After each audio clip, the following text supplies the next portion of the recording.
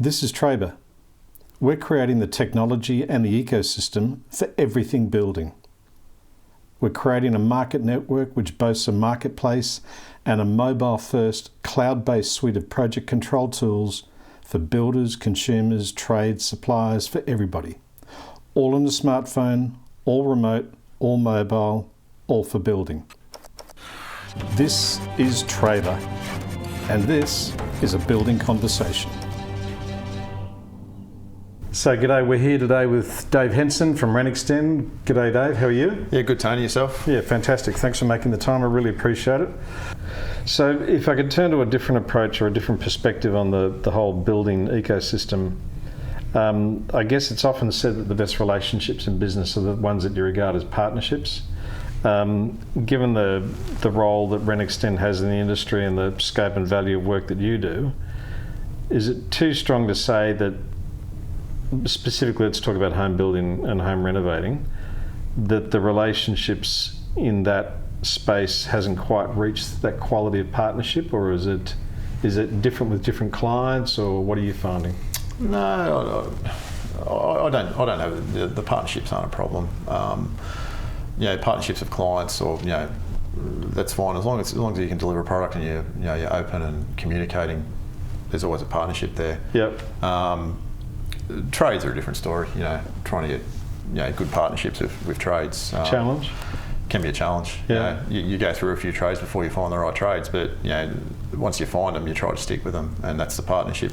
Yeah. I guess you try to develop, which it is challenging, but you do find them eventually. Yeah, because there's so many interdependencies in building, and that's what makes building such a complicated thing. Yeah, it's the relationship interdependencies, the supplier interdependencies, etc. Yeah. But do you think that the industry's moving towards that sort of type of relationship, that it's more about building partnerships, or is it more about, if you're here for the next job, that's great. If you're not, well, just find someone else? I think so. I think it slowly is moving that way. As I said, you build partnerships everywhere you can. Whether you build a partnership with a former client and they come and see you later on, and they ask you to do the job straight up. That's the partnerships you can develop with them. Suppliers, I only use a few suppliers because I've got those partnerships. I've already built them, and they'll help me out if I need a hand. Yeah. And do you find that any different, for example, in your pool business, Renxtend Pools, versus your homes business? A little bit. The pool sides is a little bit more cutthroat. But as I said, the pool company's only been going a couple of years, so I've got a few partnerships to try and get in there first. Yep. But it's building. It is a little harder, but it's coming along. Yep. And do you find the clients have a similar sort of approach or mindset with that part of the business versus the homes? And a little bit, but the thing with a pool is it's an instant. I wouldn't say relief. It's an instant gratification. Like the kids. Normally people, they bang. They're straight in it. It's something that they've got now. That's an outside area. Whether it be an entertaining area we do as well as the pool, they're straight into it and they use it straight away. It's gets the kids out of their hair. It's gratifying that way. But partnership side of it, I think so. It's a lot of word of mouth for us, and I guess that's the partnership side of it, where they trust us and they give our name off. So and that's a good measure of the quality of the relationship that you've had. Yep. So tell me, what do you consider to be the main pain points in a builder's relationship with their home or home renovation consumers? If there's such a thing as a main pain point? I don't think there is, not for me. Every now and then you might get a client that's a little bit harder than the other, but that's life in the universe. It is life. You've got to educate. You just don't come in and do a job. You still got to educate your clients on how it all works. Yeah.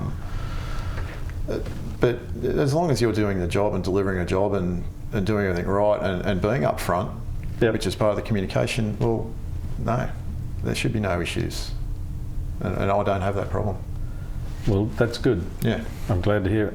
What about in that regard, though, what about consumer expectations? Have you seen that changing in any way recently, or in the last years, the last 10 years that you guys have been in business? Everyone wants something cheaper, don't they? Funny about that, yeah. So, sometimes, they'll go, well, why can't you do it for this price? Well, if you want the job done right and done it to your specifications and how you want the thing to look, that's my price. If you're happy to go use someone else that's a bit cheaper, they won't deliver the product the way we deliver it, because they can't.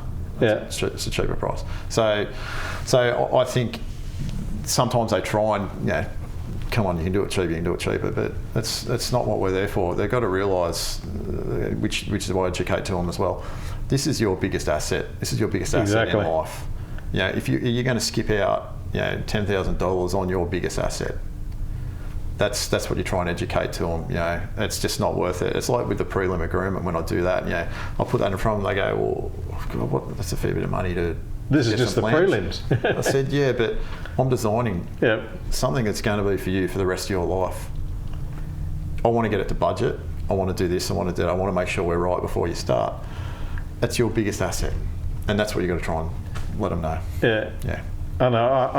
I've often heard from people whose opinions I respect in the building game that the prelims is perhaps the single biggest investment. Yep.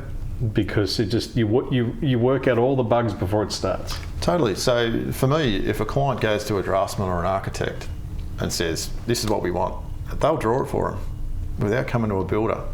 They've got no idea how much that's going to cost.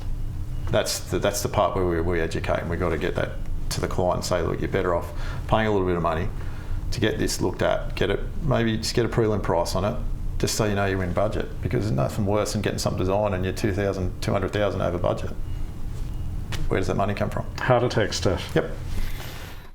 Listen, that was really interesting. I really appreciate your time. Thanks for answering the questions. It's been really, really valuable. Dave Henson from Renxtend, thanks again. No worries. Thanks, Tony. Cheers.